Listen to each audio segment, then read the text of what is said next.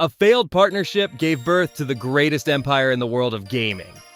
Today, our journey is quick and fun through the history of PlayStation generations, from the PS1 all the way to the PS5. How did Sony change the face of entertainment? Let's find out. PlayStation 1.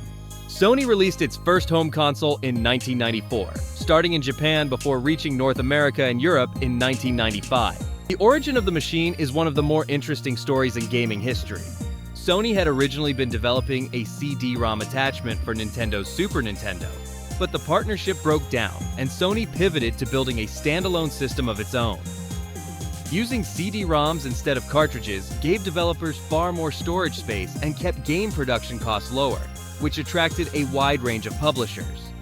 Titles like Final Fantasy VII, Resident Evil, and Tomb Raider helped define what games could be, and the console sold over 100 million units worldwide. It marked Sony's entry into an industry it would go on to lead. PlayStation 2. Sony launched the PS2 in 2000, and it became the best-selling video game console ever made, with more than 155 million units sold over its lifetime. A huge part of its appeal was practical. It played DVD movies at a time when standalone DVD players were still expensive, making it genuinely useful beyond gaming. The hardware was powerful enough to host an enormous and varied game library, ranging from action and sports to role-playing games and horror.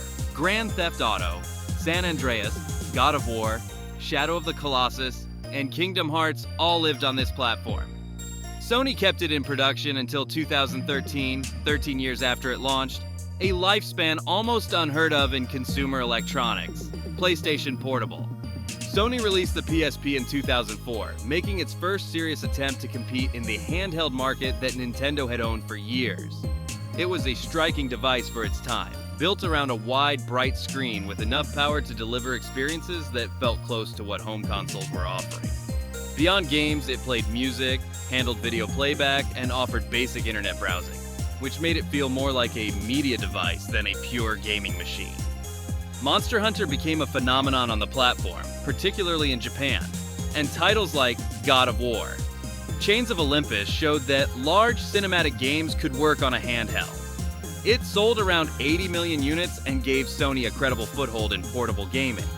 PlayStation 3. Sony launched the PS3 in 2006 at a price that shocked many consumers, with the top model reaching $599 at launch. The high cost came partly from the inclusion of a Blu-ray drive, which Sony used to push its high-definition disc format in a direct competition with HD DVD. A battle Blu-ray ultimately won, in part because of the PS3's install base. Early years were rough due to the price, a difficult development environment, and strong competition from Microsoft's Xbox 360.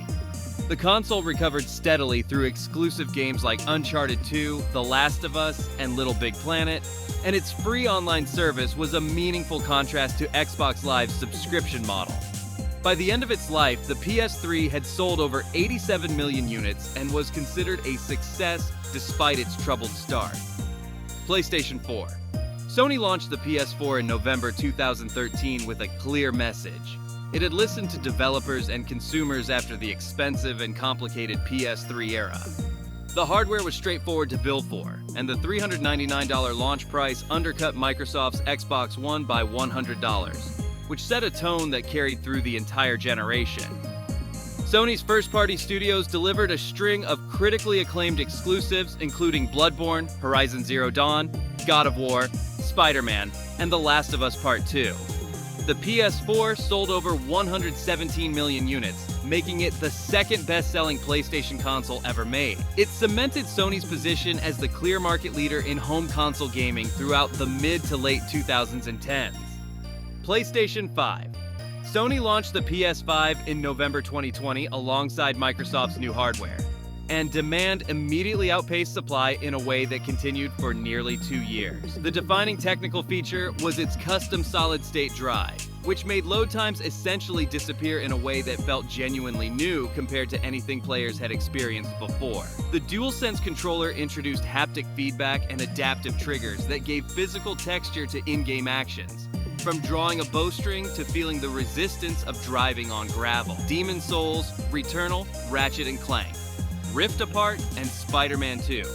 Each demonstrated something the hardware could do that previous generations could not. Despite the supply difficulties at launch, it became one of the fastest-selling consoles in Sony's history and continued the trajectory the PS4 had established. PlayStation 5 Slim. Sony released a redesigned, more compact version of the PS5 in late 2023, reducing the size and weight of both the disc and digital editions considerably. The internal hardware remained identical, meaning performance and game compatibility were unchanged from the original model. The most notable design change was the shift to a detachable disk drive. Rather than being built in, the drive could be removed or added as an optional accessory, giving buyers more flexibility. It was released at a point when the PS5 was comfortably available at retail, making it a natural refresh for people who had waited or wanted a more practical form factor. The Slim represented the console entering a more settled, mature phase of its commercial life. And now it's your turn. Which PlayStation generation holds the biggest place in your heart and carries your most beautiful memories? Share your opinion with us in the comments. And don't forget to like and subscribe to the channel. See you in the next video.